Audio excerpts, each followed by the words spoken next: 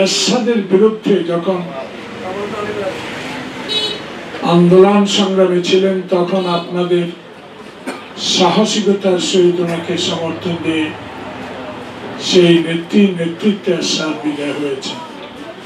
16টি বছর আরেকটি ফ্যাসিস্টের বিরুদ্ধে লড়াই করতে গিয়ে যে নেত্রী বিনা কারণে 5টি বছর তার জীবন থেকে শেষ করে দিয়েছেন একটা অন্ধকার কক্ষে, সে নেত্রী বেগম খালেদা জিয়া গত 2 দিন আগ থেকে তার শারীরিক অবস্থা অত্যন্ত খারাপ বলে আমরা জানতে পেরেছি। আমিও গত পরশু চেষ্টা করেছি দেখার জন্য, আমার সৌভাগ্য হয়নি, এত ভিড়, ভিতরে ঢোকাও বড় কঠিন। সে কারণে আজকে সেনবাগ পৌরসভা আমাদের আজকে সকল অঙ্গ সংগঠন নেতৃবৃন্দ, ইউনিয়নের নেতৃবৃন্দ এখানে অনেকে আছেন। আজকে সভাপতিত্ব করতেছেন জনাব শহীদুল্লাহ সাহেব, উপস্থিত আছেন আমাদের মুক্তিয়ার সাহেব, মামুন সাহেব, ইলিয়াস সাহেব, সিনিয়র অনেক নেতৃবৃন্দ। শুধু দোয়ার আগে এইটুকু বলি, সবাই একটু মন খুলে এই বর্ষিয়ান নেত্রীর জন্য দোয়া করতে হবে। নেত্রী বাঁচলে বাংলাদেশে গণতন্ত্র বাঁচবে। নেত্রীর সাহসিকতা আমরা যুব সমাজ, ছাত্র সমাজ, স্বেচ্ছাসেবক দল, শ্রমিক দল, সকল অঙ্গ সংগঠন শক্তির সহিত ওনার দিকে তাকিয়ে বাংলাদেশে আসন্ন যে ফেব্রুয়ারি মাসে নির্বাচন হবে, সেই নির্বাচনের সাহসিকতার সহিত এগিয়ে যাব। আল্লাহ পাক ওনাকে যদি হায়াত দারাজ করেন। আল্লাহর কাছে আমরা এই আসরের নামাজের পরে দোয়া করবো, সবাই কার দোয়া আল্লাহ কবুল করবে আল্লাহ ছাড়া কেউ জানে।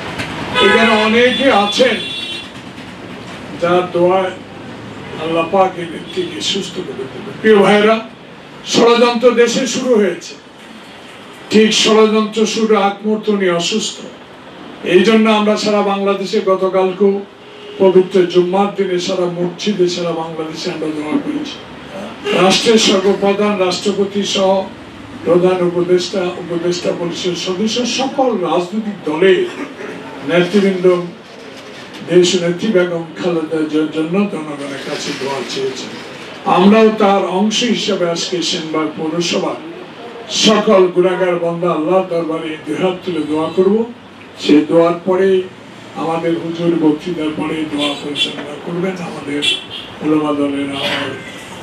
আমি শুধু এইটুকু বলতে চাই, আল্লাহর কাছে দোয়া করি এই জন্য, আল্লাহ পাক ওনাকে একটু সুস্থ রাখলে বাংলাদেশ সুস্থ হবে। কারণ দেশে একটি বিরাজমান রাজনৈতিক পরিস্থিতি বিরাজ করছে। দেশে ফ্যাসিস্ট হাসিনা বিদায় হলো, গণতন্ত্র পুনরুদ্ধার হবে ভিত্তিতে ফেব্রুয়ারি নির্বাচন হবে। কিন্তু একটি পরাজিত শক্তি, যারা অতীতে আমাদের স্বাধীনতার বিরুদ্ধে লড়াই করেছে, মায়ের বুক খালি করেছে, অনেক কিছু সৃষ্টি করে দেশে অরাজকতা সৃষ্টি করেছে, আবার তারা নতুন করে এই নির্বাচনকে বানচাল করার একটা হীন প্রচেষ্টা চালিয়ে যাচ্ছে। তাই আপনাদের বিএনপির যোদ্ধারা 16 বছর যুদ্ধ করেছেন, একটা লোকও আপনারা কোথাও কোনো দলে যোগদান করেন না।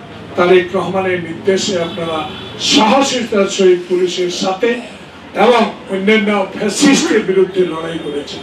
আবারও আপনাদেরকে প্রস্তুতি নিতে হবে। যারা নির্বাচনকে ব্যাহত করার চেষ্টা করে যাচ্ছে, নানা অজুহাত সৃষ্টি করছে এবং নানা রকম ধোঁয়া তুলছে, এই ধোঁয়ার বিরুদ্ধে আমাদেরকে 16 বছর যেরকম ঐক্যবদ্ধ ছিলাম, 16 বছরে আবার ঐক্যবদ্ধ থাকতে হবে।